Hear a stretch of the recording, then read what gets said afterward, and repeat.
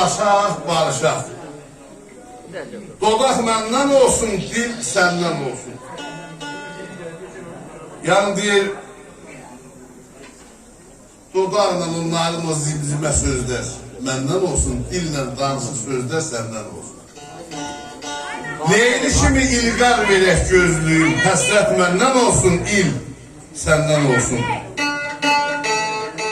Əgər dostluqda olmasa hesab, pozula sadaqət bağlanar kitab, insafla nə şiş yansın, nə də şabab, daraq məndən olsun, tel səndən olsun.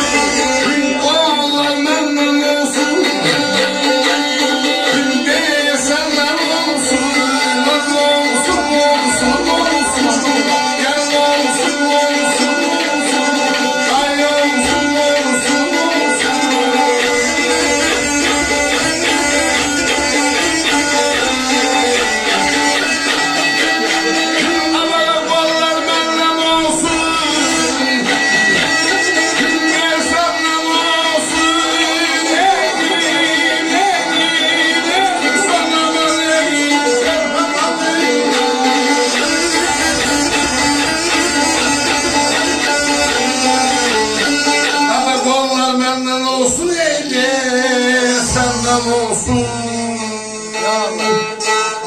Mən bəhmənəm, əlif qəddim müşənəm, dost yolumda qızıl güllər əşənəm, nesə belə əziyyətini çəkənəm, qollar məndən olsun, bel səndən olsun, öpürəm, öz sağlıqda gözəl bir almışlar olsun.